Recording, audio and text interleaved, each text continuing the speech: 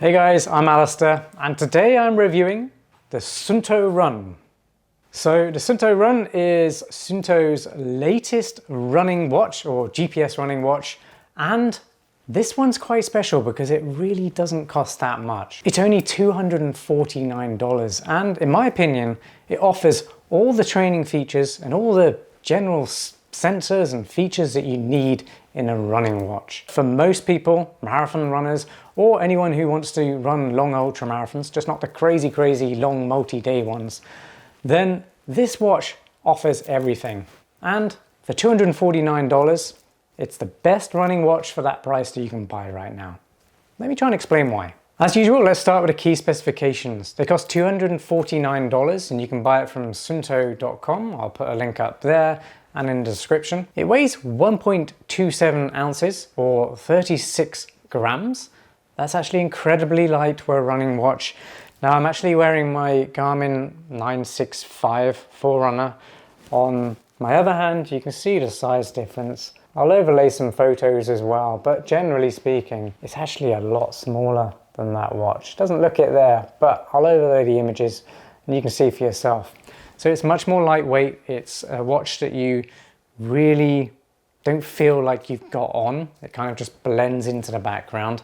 That's really important if you are going to be using it for sleep tracking, by the way. You don't want to be annoyed that you've got this thing on your wrist when you do that. The actual size of the watch is 46 millimeters by 46 millimeters by 11.5 millimeters deep. It uses a 1.32 inch AMOLED display with 466 by 466 pixel resolution, and actually does look really bright, very vibrant, and very clear on the run. Even in bright sunlight, it's very easy to see what's on the watch. When it comes to battery life, you get about 12 days of use.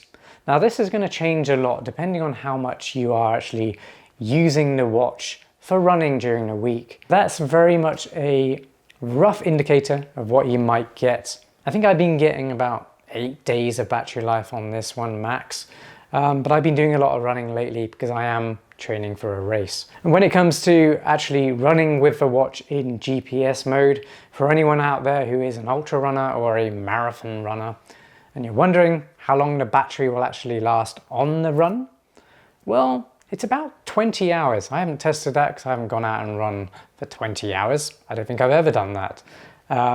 The longest run I've done is about 11 hours in the French Alps, and my watch was fine for that. So my point is, there's going to be not that many people who this won't work for. 20 hours is a very long time, and for most ultra races or day ultra races, that's going to be plenty for you. And in power save mode, you'll get 40 hours of GPS usage. It has a water resistance of 50 meters. It's got 34 sports modes, but if you are looking for a watch for triathlon, this watch doesn't handle transitions from the different sports. So from swimming to cycling to running, it won't track that in a triathlon mode as such. It just treats those sport modes as separate sports. So you might be better placed by looking at the Race S, which I've also reviewed. I'll put a link up there if you want to go check that one out.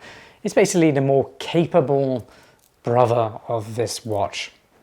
It looks very similar, but has more features and has more battery life. It uses dual band for the GPS, which I found to be very good. It will work pretty well in forested areas. You might have issues in cities if you have very high-rise buildings or skyscrapers. This is normal. This happens with most GPS units or watches. Tracking just isn't as good in those scenarios. Also in dense forests where you've got very dense canopies of trees and leaves above you, sometimes signal can find it hard to get through that in those situations. So just be aware of that. There's not much that can penetrate that. I know there is new technology coming out which is going to be the successor to GPS. That's going to be very interesting because that will actually be able to see through walls. Naughty. It's got a stainless steel bezel and Gorilla Glass lens, which means it's pretty much scratch proof on there. And it's got glass fiber reinforced case as well. So it's very durable. Now the strap is really nice. It's nylon textile. It's got a nice Velcro way of fastening it. And it does actually come with 2 sizes. It comes with 2 straps, which is really nice. So if you do have very small wrists or large wrists, Suunto's got you covered there. I think the range they give is 125 to 175 millimeter wrists. When it comes to connectivity, it's got Bluetooth, smartphone notifications and music controls, but again, you can't store music on this device. Maybe look to the Race S if you want that feature. When it comes to navigation, it's got guidance. It does have breadcrumb trails. You're not going to get those really detailed maps like you have in many of the higher end Garmin watches. But for most runners, and if you are running on the roads, not trails, very tight single tracks with a very diverse network of trails, if it's not complicated like that, then breadcrumbs tend to give you enough detail to figure out where you need to go. Other features include HRV recovery, sleep tracking, training load, weather, alarms, stopwatch, breathing exercises.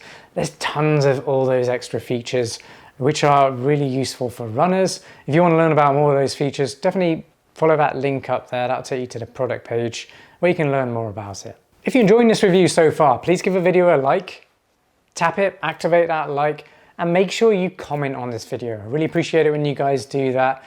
I really want to make this channel more of a community, a space where I can get your input on running gear and running shoes as well. I want to know your thoughts on them. And make sure you subscribe to my channel for more gear reviews and running shoe reviews just like this one, where I always keep things genuine, honest, and as insightful as possible to help you decide whether or not the gear I'm currently reviewing is going to be best for you and your needs. But if you still got a question because I forgot to cover something, just drop it in the comments down below. I reply to everyone. Alright, you made it to my performance review. How does the Suunto Run actually perform on the run? Well, I'm going to start with GPS accuracy. That's been excellent. I've been running it with my trusty Garmin Forerunner 965. Absolutely love this watch. I've had it for quite a while now. It's still going strong and I'm still enjoying all those features available. But this one, the accuracy is really within seconds of this one. I'll hear the ping every lap, every kilometer that I've run. It will go off on one, and then literally within 1 second, the next one will go off. So I know they're very consistent. This is a much more premium watch than this one when it comes to price. So it's nice to know that the GPS accuracy is very similar. When it comes to battery life, it's been very good. I mentioned earlier that I get about 8 days on the Suunto Run. I of course get more on the 965 because it's got a bigger battery, it's a bigger watch. But 8 days for me is actually, that's fine. I'm doing a lot of training right now and I don't mind charging my watch every 8 days. It's a very quick charge as well. You can just plug it in whilst you're having a shower and you'll easily have enough juice for the next few days if you do that. But if you need more juice, leave it on an hour. It should be about 100% charged by then. And that'll give you another 8 days or more if you're not training as much. And when it comes to running, 20 hours of battery life on a run is plenty for me.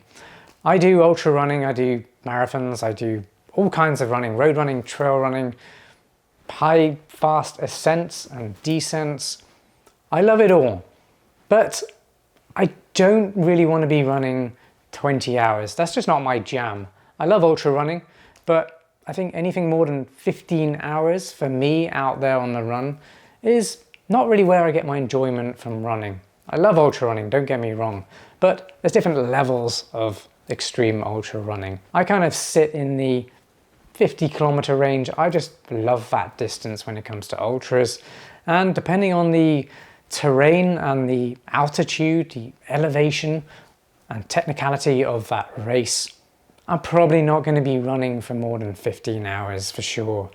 So that lets me know the Suunto Run is absolutely fine for me if I wanted to use it as my primary running watch. Or if you do and you don't want to spend loads of money. The battery life is absolutely going to be good enough for most people. The display is very bright on the run. You do have options for keeping it on all the time. What I've done is kind of activated the raise to activate setting, meaning it's off most of the time, but when I raise my wrist, the screen goes on, then I can see all the dials on there. That's throughout the day, but also when I'm running. And what that does is just give you more battery throughout the day and extends that battery life more than it would without doing that. Throughout the night, you do have a sleep setting. You kind of set your sleep schedule, and during that time, raise to wake doesn't happen. And that's very important because you don't want to accidentally wake yourself up in the middle of the night, because then you're just going to be giving yourself bad sleep, and it kind of defeats the object of tracking your sleep to help with recovery. So make sure you set a sleep schedule, and that will stop the screen from going on in the night. I haven't been able to find a way to turn off the touch controls on the screen. If you know how to do this out there, let me know in the comments. Like I said, I haven't found that feature yet, because I would actually like to be able to turn the touch controls off on the screen. If I am swimming and I'm trying to look at the settings, the water does affect the screen. That's the same for if it's raining. The water does make the screen move, and you can accidentally select settings when you might not want to. So in most of my watches, if a feature is available for me to be able to turn off the screen touch, then I always do that. I do that on my 965 because I don't want to be accidentally activating or turning off a track mid-run or anything like that. I like to just use the physical buttons. That way mistakes don't happen as often. It's got great features like being able to program interval workouts. It's also got a ghost runner feature. So if you do want to try and beat yourself or a specific time on a route that you like to run, then you can just plug in the route, the data, and basically you can see that whilst you're running and make sure you try and keep ahead of time and try and beat yourself whilst you're running. It's a very motivational tool to help you hit PRs and just run faster, have more fun out there. Now, recovery and HRV tracking throughout the night has been really good. It's very enjoyable to wear. I like the nylon strap and the Velcro fastening system. Super comfortable, and it makes it very easy to get a nice snug fit without being too tight. That's what I don't like about silicone straps, like this one here. It's very hard to dial in a fit that isn't too constrictive or too loose. And it is incredibly important to get the perfect fit if you want accurate heart rate readings on your watch. I really like all the readings from the sleep tracking. It really does help with letting me know whether or not I can push hard or lay off, take a day off in my training. Right now, I don't have long before my race in Utah, Speedgoat Mountain Races by UTMB. That's coming up in about 3 weeks. I don't have the luxury of looking at my watch and when it says you need to take a day off. I can't do that right now. I'm having to cram a lot of training in for various reasons. So although it's really nice to have that data, and ordinarily I would probably listen to it as much as possible, I'm not right now because I've got my own training plan that I've devised that I need to stick to. If you are looking for a training plan because you want to do a race, maybe it's a road race, a marathon, 5K, 10K, half marathon, or you're training for a 50K ultra marathon, I've written a ton of training plans on alastairrunning.com. Follow that link up there. That will take you to those training plans where you can subscribe and download them. Now those plans do fall under my paid subscription model on alastairrunning.com. It's not very much, it's $5 a month, or the much better deal is $35 per year. I highly recommend you subscribe to that because you will get access to all my training plans, but you also get access to all my training tools. And these are really articles, advice, tips, hacks, and tools for serious runners. So if you do want to get better at running, you want to really embrace the runner's lifestyle, be as good and as strong, efficient, fast as you can be, then I highly recommend just subscribe on there. See all the content that I've written that's only available to paid subscribers. And I really believe you're going to get a hell of a lot of value for that $35 a year price tag. I mean, that's less than a race entry by a long way. And you'll also be helping support my work. So thank you in advance if you do go for the paid subscription on the website. And I'm bringing out new articles all the time. So there's going to be plenty of new stuff for you every week. So definitely subscribe. and enjoy it. And there are other features like music controls and notifications on this watch. By the way, notifications get turned off right away on my running watches, especially during runs, because I don't want to be interrupted on my flow. I love my run time. It allows me to engage with my subconscious and just really process the day or the week that I've just had. It allows me to actually think more creatively as well. So notifications are a no-go for me. I turn them off even when I'm not running because I don't want to be disturbed. I've got my phone, I've got enough going on. I don't need my watch telling me what I should be doing either, unless it's with regard to running. Well, you've made it to my final verdict. Is the Suunto Run worth $250? Well, yes, I can't think of a better watch for that price tag for serious runners. This one really does have it all. It has all the features you need for most running endeavors.